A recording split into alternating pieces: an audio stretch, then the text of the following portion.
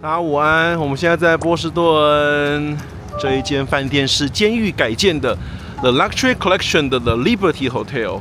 大家看到今天的天气真的是好到炸掉，这不知道说是我太幸运还是太不幸了呢？就是我刚好来美国这段时间，在东岸刚好遇到100年热浪啊，现在快要热死了。那这一间饭店呢，应该是还不错啦 ，Luxury Collection 还是不错。一见面的迎宾饮料就先来一杯香槟啊，总算炎热天气喝口香槟舒服多了啊，很棒。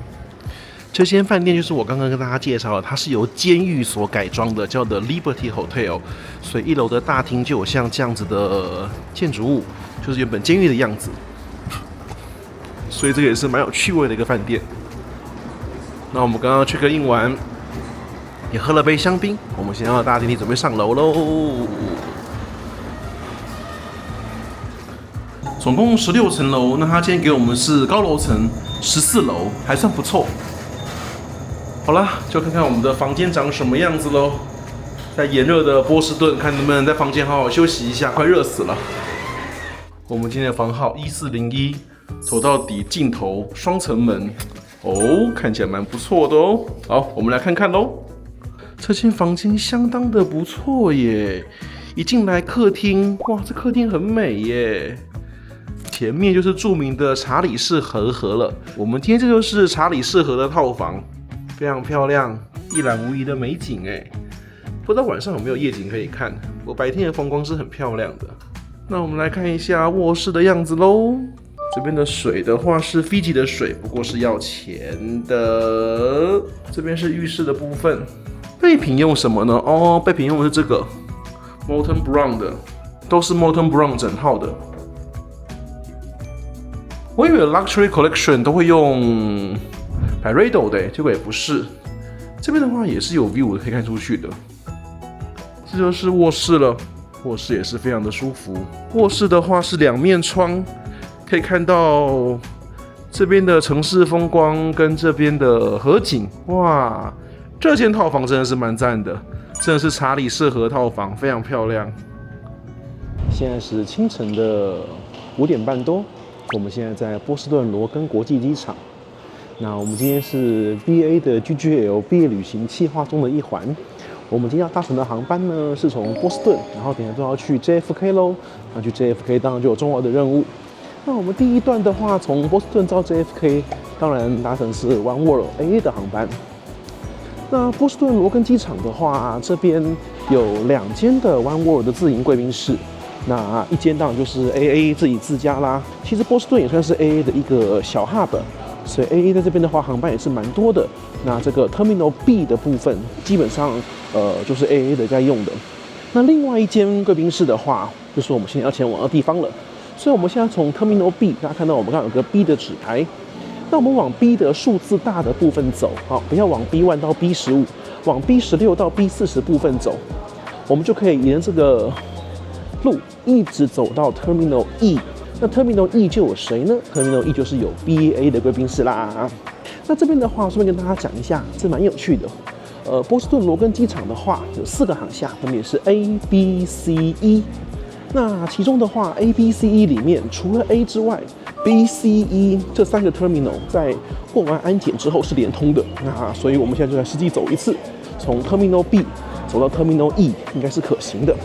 但如果 Terminal A 的话，就走不过来了哦。Terminal A 的话是达美的 hub， 达美使用的航厦，达美航厦的话就会跟 B、C、E 都不相连，所以就没办法过了安检之后像这样做贵宾室的 tour 了。所以我们现在就是在从AA 的 Terminal B 航厦。我们要走到 Terminal E、BA 所谓的航厦，看起来应该是要走半个钟头。好，我们看看，要走半个钟头到底值不值得呢？我们待会就要来揭晓喽，看看这间 BA 贵宾室长得如何。那我们现在映入眼帘的部分都是 Terminal B 的建筑物。那在美国机场来说的话，我觉得这个还算及格啦。我目前觉得有几个机场比较糟的，就是像这一趟也会去拍洛杉矶的那个 AA 那个 T4 那个航厦，哦，那就真的是觉得非常的老旧，就是时代感真的非常足啊，历史味道很浓。那这边的话虽然不算新，但我觉得也还可以接受。那 Terminal B 的部分，同时也是 UA， 我 UA 在 Boston 的航班比较少一点，那所以这边也是有个 United Club。那当然 Terminal B，我们最后会回来，就是它有自家的 AA 的 Admiral Club， 我们也会去拍。那我们就先从远的开始咯，所以我们现在一路走过去，走到 Terminal E。其实要知道自己走到什么航厦，也可以看窗外的飞机就可以了。我们刚刚会先经过一大堆，就是一堆 AA 的航班。然后接下来呢，就会经过一堆 UA 的航班。那现在窗外景色明显不一样了，现在窗外已经是换成阿拉斯加，然后那边有一堆 Spirit， 黄色的 Spirit， 我们就知道哦 ，Terminal B 结束了。所以我们现在其实就是已经到了下一个 Terminal 了。我们现在在 Terminal C 的部分了，这是 B 的尾巴 ，B37 到 B40。那美国的话，这些登机门都是航空公司这样排列，所以其实看。这些他们是认登机门啦，所以其实你就看飞机，大概就知道自己在什么地方了。看到窗外出来一大堆蓝蓝的 JetBlue 啊，就知道 Terminal C 到啦。所以我们现在走到 Terminal C 了。体感上面走起来并不会到太远，也没有上上下下，沿途的指标都还蛮清楚的。虽然要转好几个弯，不过沿途都有指标，往 Terminal E 的方向走，应该是还算 OK。好了，我们要到 Terminal E 了。那我们先看一下 Terminal E 到底有谁好了。Terminal E 的话，有一间法航浪区，一间 Delta 浪区，还有一间 BA， 一间 Emirates， 一间 Lufthansa， 还有一间 Virgin Atlantic。哦，其实还蛮多间的，1、2、3、4、5，这里有6间的浪区的 Terminal E。那 Terminal E 的话，当然都是国际航班居多喽。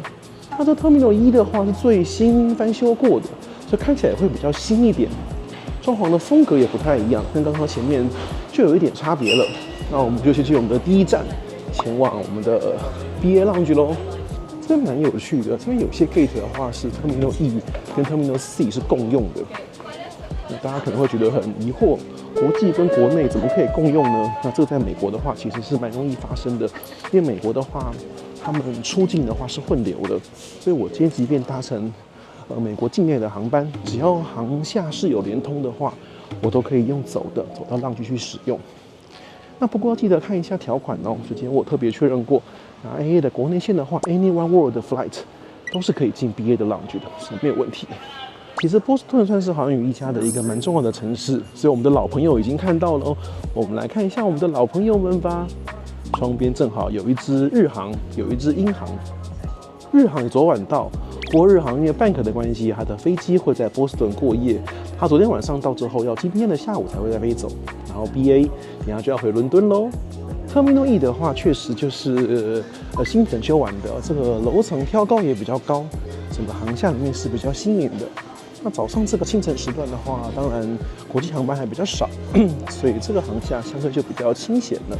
大家知道，就是美国的像东岸这边会很明显，它往欧洲的航班都是傍晚之后是出发的高峰，因为傍晚之后等于就是你睡一觉起来就到欧洲的清晨了，所以那个时间会大家比较 prefer 的时间。早上搭飞机的话呢，你就一整天就报销了，因为你这边早上飞，那到那边就晚上了，对，所以大家可能比较不爱这样的飞行时间。所以早上航班是比较少的。那 BA 在这边的话，现在一天是有3班。那旺季的时候，这个波士顿也是经常380的航点。早上有1班，傍晚有2班，飞往 London Heathrow。那航运一家伙伴的话，日航、国泰也都有飞这边。其他亚洲航空公司的话，就比较少波士顿这个航点了。长荣一直有传言要飞波士顿，不过就好像先开达拉斯了，今年确定要开。Boston 就可能还没有消息。好，那我们现在到了这个电梯了，上楼就是 Airlines Club 了，所以我们现在搭电梯上楼，搭到4楼。第一间是 Lufthansa Lounge， 不过清晨时间的话它是没开的。我猜 Lufthansa 应该是没有早上往 Boston 的航班啦，应该都是傍晚才开门。前面看到我们的 BA Lounge 咯，所以如果要说 Gate 的话，这边还有个 Emirates Lounge，Emirates 真的是也是很爱开贵宾室哦。Emirates 就在 BA 的隔壁啦。哦 ，Emirates 的话，对，只有开傍晚，它一天只有1班有营运贵宾室，好神奇哦。晚上7:05才开，对啊，这边的国际线应该都是傍晚是大钟。好了，我们的 BA 贵宾室到喽。银行的 lounge 东西就真的是蛮普通的，就一些基本的马铃薯啊、炒蛋啊、英式早餐，然后还有肠子、培根等的东西，然后再来是优格跟一些莓果草莓。那这个区域的话，有一区域是给头等舱的客人给单独使用，不过我今天没有搭乘头等，所以自然就不能使用这一块区域。那这个lounge的话，不算大也不算小，就是 BA 自家的航班使用。那我们就简单的这样转一圈喽。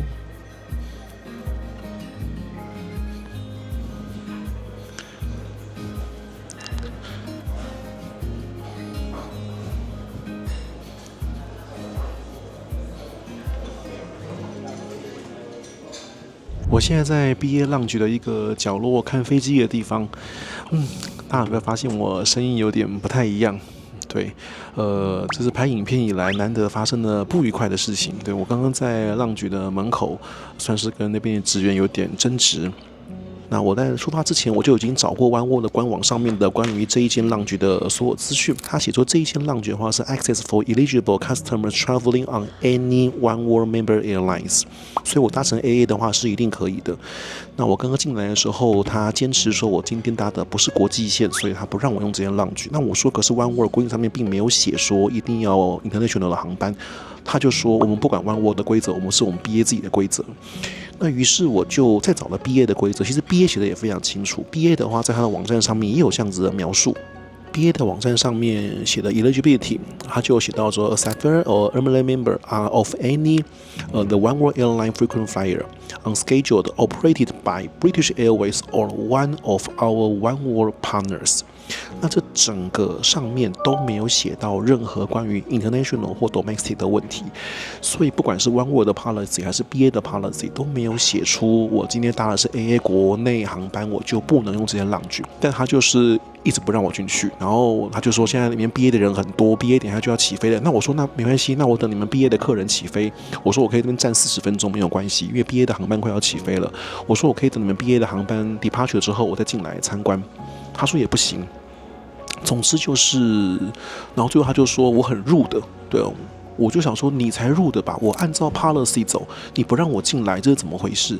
然后后来我就跟他讲个说法，我就说，我花了半个小时走过来，我还要花半小时走回去，我来回1个钟头，我只是想进来参观一下，而且我是你们自家的会员 GGL， 其实我今天都预防万一，所以我今天是有带 GGL 的实体卡片。因为我怕电子他不认，所以我今天是做好万全准备，我实体卡片都带来了。然后他也说，他就是不能进。后来是我跟他讲说，来回我要走1个钟头，然后后来就摆摆手就说，就反正就叫我进去的意思。所以其实我是被弄得很不愉快。对，我觉得。今天走这个OneWorld的条款或 BA 的条款，上面写的都非常清楚，任何一家航空公司的蓝宝或是绿宝都可以用这间贵宾室。那更何况我还是 BA 的自家会员，而且是 GoGate List， 我现在还是 GoGate List。上一集节目就是我们播出之后，有一名观众他跟我联络，那他也是 GGL 的会员，而且他的飞行资历比我要多太多，就是真的是大前辈，一个非常厉害的 GGL 前辈。他说他是创下 BA 有史以来最快拿到终身绿宝石的人。他也跟我分享，那他就有说到，他其实他在新加坡Concourse Dining 也遇到类似的状况，就是那其实上次在新加坡那一集啊，那个 Concourse Dining 这边也有 Concourse Dining， 但我已经不想跟他再吵了，对，我不想跟他再吵了，因为理论上我们 GGL 的话是可以用 Concourse Dining 才对，但上次我在新加坡的时候，那个 BA 的职员有让我进去，那他就说我不可以用 Concourse Dining， 因为我今天不是搭乘 BA 的航班。但是据那位前辈跟我的说法的话是说，其实 BA 条款上并没有说一定要搭 BA 的航班，所以他们那一次是有据理力争，在门口跟3个英国人，好像4个人，那最后他们是有用 Concourse Dining。那大家都知道，其实我的个性，我其实不喜欢做这种争取的事情，就是吵闹的事情了，其实很累。但是在新加坡的时候，他没有让我用 Concourse Dining， 我就算了，我就绕一圈之后我就走了嘛，还是给大家拍摄介绍。那今天我会跟这个人就是讲了半天的理由，真的是因为我从 Terminal B 走过来，来回要走1个钟头，然后我今天就想说来帮大家开箱一下 BA 的lounge，来回走1个钟头，然后什么都没有拍到，然后走回去，我实在觉得就是，而且这间lounge之后我也不容易来拍摄，我就觉得就是非常的不平衡，也觉得说怎么会这样？那所以其实我后来好像也稍微懂。大家看我刚刚进来不是有录那个标志吗？这间 British Airways 的那个 mark 下面有写就是 Japan Airline， 然后 Iceland Air， 然后还有伊比利亚，就是这几家航空公司可以用它的 lounge， 它没有写 Cathay Pacific。然后其实很好笑的，你今天如果上 One World 的官网，它会写就是 Cathay 的话，预设值是用哪一家，你们知道吗？非常的好笑，因为我是 Delta Sky Club， 所以国泰航空居然是用 Delta Sky Club。这一间 BA 我觉得就是毛病真的非常的多，就是 BA 也算是 One World 的重要的核心成员呐。那 One World 自己制定的这个 rules，BA 自己不遵守，这是什么意思？他刚刚给我理由是说里面现在 full of people very packed， 然后人非常的多。可是其实我走进来里面，就像大家看我录影这个区块，我现在附近方圆就是我前面5公尺以内是一个人都没有的。其实里面人并不多，因为我刚刚跟大家解释过了，傍晚的时间尖峰时刻，你用这个理由我还勉强可以接受，因为傍晚是有连续2班，间隔1小时2小时，有2班 BA 航班要走，那确实人才会非常多。可清晨时间不是啊，就这么一班航班能有多少人？这浪局也不小，然后就各种理由就是不让我进来，对，然后还说要叫警察。反正我也脱离 BA 了，对，准备我现在是国泰钻卡的，然后为了表达抗议，所以这一间的食物我不吃，他不让我进来，那他们家食物我都不吃，我就只喝了一杯柳橙汁，因为要录影。所以很抱歉，那个试吃食物的环节我们就跳过了，反正可能也很难吃，我们就算了。对，所以我拒吃这些浪局的东西，对，他不让我进来，然后搞了半天才让我进来，对，所以非常的不开心。好啦，所以以上是跟大家讲一下我今天的经验，那所以也奉劝大家，就是如果你想吵架，那你就来一趟。如果你不想吵架，你今天搭 AA 国内航班，你如果不想跟柜台吵架的话，那就不要来了，你就用 Terminal B 的 AA Club 就好了，就不用走过来了，也浪费时间。然后来的也是要吵架。我来之前我就准备好所有的 terms 了，因为其实我就是怕在美国被刁难，但没想到我遇到了他，我拿出了 terms， 他还是不认账。而且我说我可以 speak to your manager 吗？他就说没有 manager 这种东西 ，manager 已经不会在这里，这边贵宾室就只有他说了算。我就觉得 OK， 所以今天好像就是我违反规定，他勉强让我进来这种感觉。可其实我非常不舒服，因为我完全没有违反任何一条规定，我是完全按照 One World Policy， 还有按照 BA.com 上面的 Policy 执行，然后进来的。所以跟大家分享一下，就节目拍摄以来第一次遇到这种就是很糟糕的状态。好啦，那我们就。因为走了半小时也累了，然后刚刚吵完架更累了，我稍微坐一下休息一下，我们再回 AA 去拍摄吧。这边有多一间 lounge， 我们来看一下好了，是 Chase Sapphire Lounge， 这里有一间，它在 B 跟 C 的中间，那这一间是可以用 PP 卡进去的。那 PP 卡在波士顿机场的话，还可以使用的是 AF Lounge， 只是目前的话 AF Lounge 正在整修中。那我们就多来看一间这个吧 ，Sapphire Lounge by the Club， 来看一下咯。我们来看一下这间贵宾室的样子哦，这是蓝宝石贵宾室，这在香港也有一间。这边的话就是一些果汁饮料的部分，然后基本的咖啡。早上这个时段的话，就是一些可颂面包喽，然后都是面包类的。然后这边有一些马芬类，然后蛋，然后一些三明治。然后这边的话有一些汤。然后这边的话就是一些蛋，然后优格，然后这边还有一些 hummus 印度料理。那除了吃东西的区域之外，我们再往前走，前面有一个酒吧的区域，对，有一个这个酒吧的区域。然后这边的话还有一区是蛮舒服的一个空间。然后这边就有一些看球赛的地方，像这样。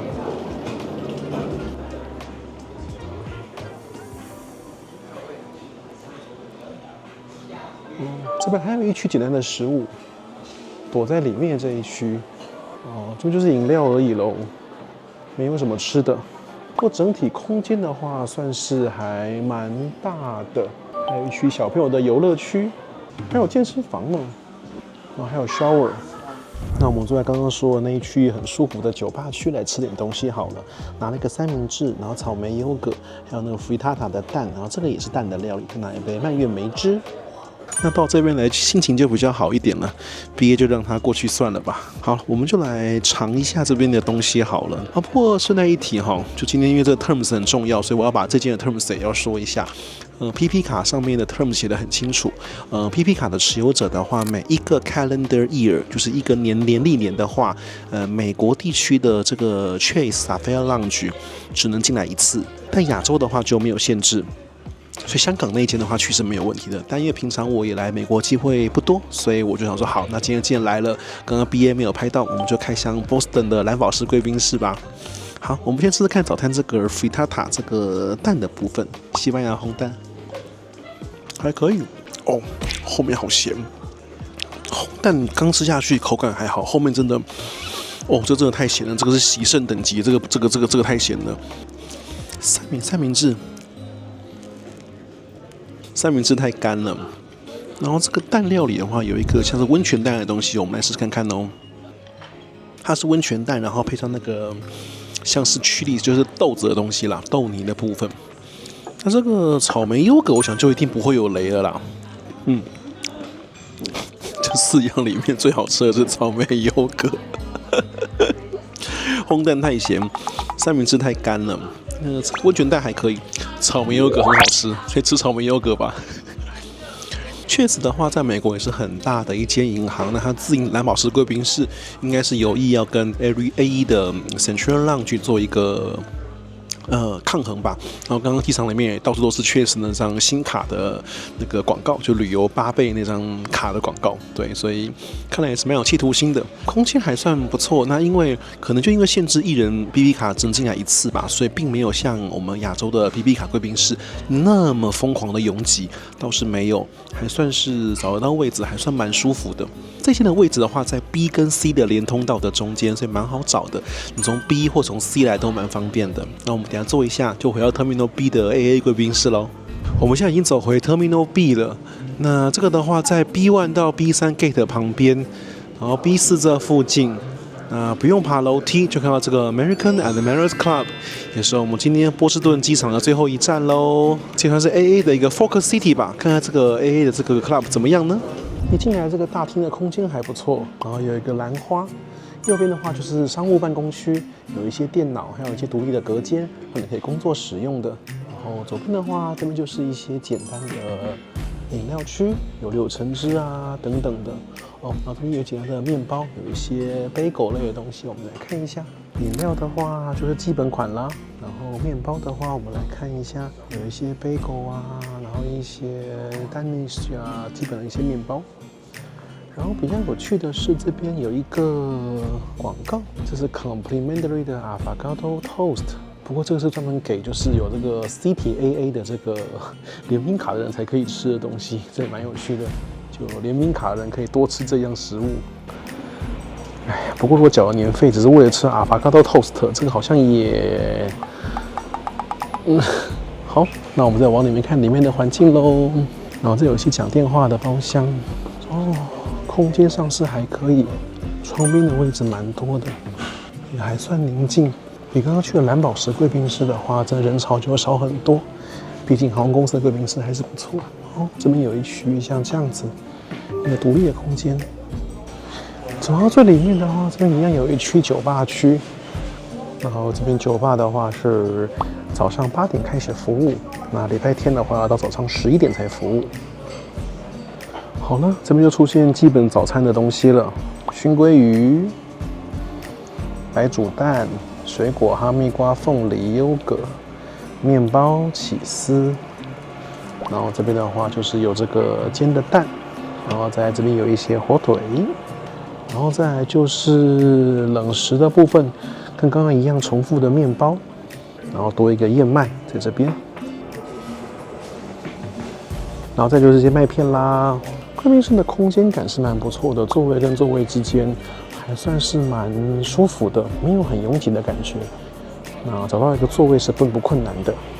那我就坐在我最喜欢窗边的位置。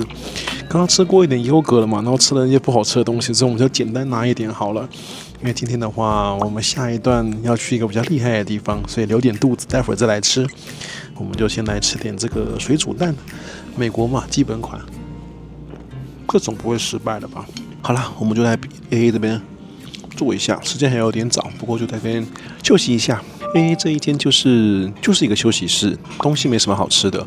然后我觉得 avocado toast 还要另外只给信用卡的持卡人吃是有点好笑。就如果我今天办了一张要年费这么贵的卡，然后只是为了吃 avocado toast， 我会觉得好吧，或许这是美国人的 style， 我不懂。然后刚刚桌上还有一张纸，写说他说他们这边还有别的餐食，但都要额外付钱。好吧 ，AA 就是盈利能力真的是比较差啦，三大里面 AA 最穷嘛，所以好像也没办法。好了，那我们的波士顿机场的贵宾室巡礼到这边就结束了。我们今天又去了一开始受气包的 BA， 然后多去了一间 Chase 塔菲尔莱堡式贵宾室，就在 AA 这边收个尾。那我们就下一个机场见喽！毕业旅行下一站去哪？大家应该猜得出来喽。下一集见。这个你说的中间整个大厅酒吧非常的漂亮，卡士达跟草莓，这一定好吃的啦。所以这边的香槟会出现 Crystal， 会出现 Krug， Grand Siaco 反而算基本款了。